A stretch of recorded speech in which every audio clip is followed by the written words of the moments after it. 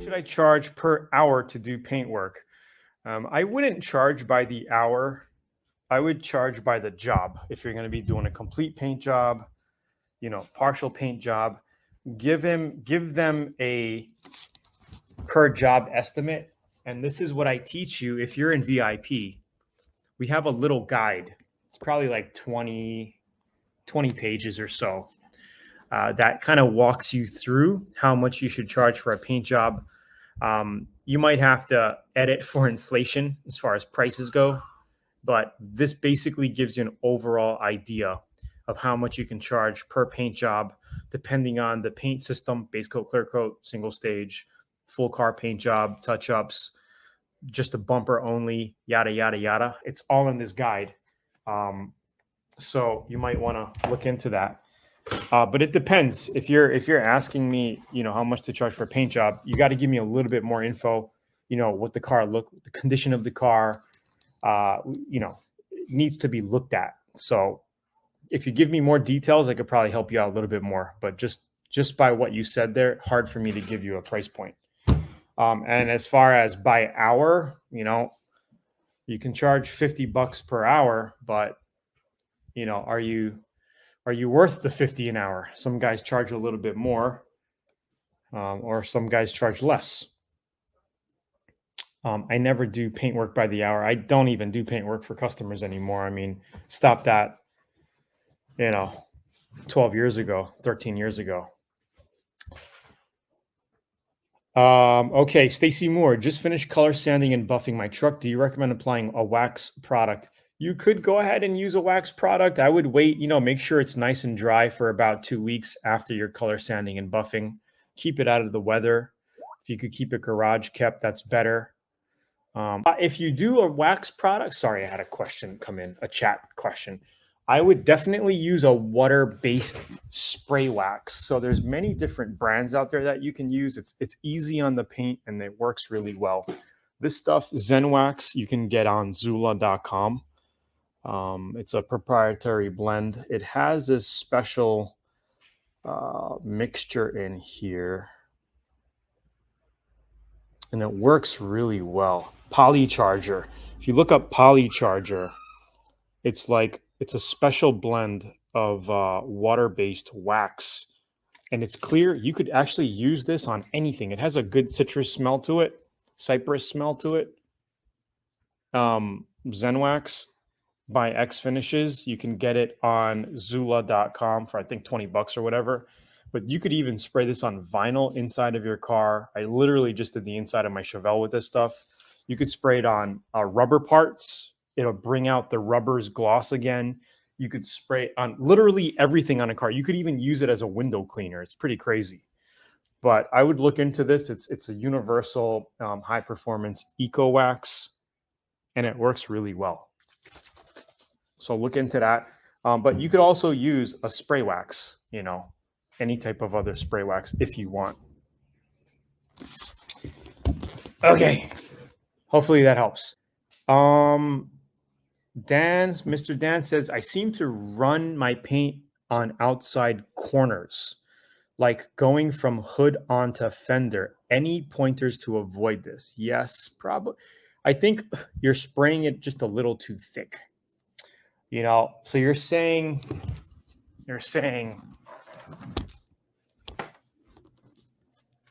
here. So maybe when you're spraying, let me get a gun. So you're saying maybe when you're spraying, you're ending over here too much, right on the line. Okay, you don't want to end on the line. You want to kind of overpass into the fender a little bit more, like 4 inches, 5 inches. Okay, so don't just end here because you're getting it thick. If you shoot and you end here and then you start again here, you're getting a lot of coverage in this area. All right, and this is where you're going to get the buildup on edges. So you never want to do that. You're going to want to go all the way through a little bit, always all the way through. Okay, and then when you pick up on this side, same thing. You're coming through to here. So you're really ending around here not over here. Okay, you're not ending here, you're ending here one way, you're ending here the other way. Okay, that's how you do proper coverage and stage paint, and I use hardener reducer. Tony Anderson, very hard for me to tell you just like this without seeing what you actually did. But if you follow the RADS paint formula, it should take care of the reason why it came out like that. So you're going to learn heaps and bounds. And I'll just give you a teaser really quickly, okay? R is your paint mixing ratio. A is for your air pressure setup. D is distance to panel. And then S is speed and flow. And then we have the V&L here, which I am going to move to the top because it's pretty much the basics number one thing that you need to have in the very beginning. And the V&L is visual and lighting. Like if you don't have good visuals, if you don't have good lighting, if you can't see what you're doing, you're not going to get a good paint job, period. So the V&L is actually on top. We're going to cover that. That's going to be the first segment. And then we're going to dive deep into paint mixing ratios, air pressures, different setups and air pressures. I'm going to give you examples spraying on a piece of paper here so you can see the actual fan patterns. Distance to panel, speed and flow. These will be covered by actual paint tutorials. When I'm painting over car, you're going to be able to see clips and video shots of me actually using these methods here. And I think you're really going to love this whole series that's going to be coming out within the next week. So I hope you're pumped for that. I'm pumped to release it to you guys. It's just an easier way to see and double check what you're doing to get amazing paint jobs every single time. So you guys excited for that? I'm excited. Paint booth. I'm still reviewing all the VIP material and scene so far for driving. Or I was going to renting booths. Yeah, you could rent a booth or look, you don't have to have the perfect spray booth. Like for me, as long as you have a covered area, a section with good ventilation, that's all you really need. Like I have right now, this is my 2-car garage. Okay. 2.5-car garage. All right. This is what it looks like. Okay. We have a huge fan on that wall that sucks out my overspray. I close the garage door. I have a little air filter inlet here, okay, which comes in through outside my backyard, fresh air. Comes in. It's a little dirty. I need to change this filter out, but it's not enough. This filter is not enough.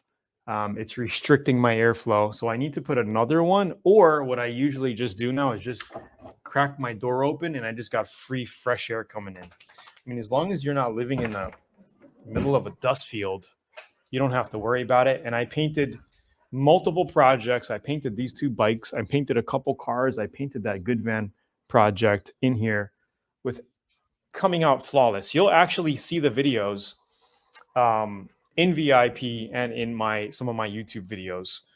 And the cars come out amazing. I'm literally going to be painting the Tesla in here, guys. 2020 Tesla. Maybe a 2021. I don't even know what year it is. I forgot. 2021 maybe. And then the 67 Chevelle going to be done in this garage here. So you don't have to get nuts. Did you prime the spoiler when painting the CX-5 video? I don't remember, but are you talking about the hood scoop or the stock spoiler fin above the rear window? Because I actually, that was a project I did a few years ago. I don't remember, but it's in VIP, Charlie. It's in there. All the footage is in there. I didn't really take anything out. So double check. I have an 81 Monte Carlo on the trunk, lit above the lock right of the edge. I chipped my paint all the way to bare metal. I plan on repainting the car. Other than that, a couple of other. Awesome. I love those 81 Monte Carlos. Those are nice cars. And my friend has an 87 or 88. Love that body style. Chips is in good shape. How would I go about fixing that when it comes down to do it? Alex, are you VIP? Because if you're in VIP, you should have all the training you need to make it happen. Tips on painting in cold weather. Currently 10 degrees here, 50 Fahrenheit. Well, the tips are basically to try to warm up your garage as warm as possible, and make sure your paint is room temperature, warm as well, 70, 80 degrees, give or take, and just blast it. Other than that, it's wait until it warms up a little bit, but you're going to want to, have at least 60 to 80 degrees is Fahrenheit, is pretty much where you want to be when painting. So if it's too cold like that, 50 is a little too cold.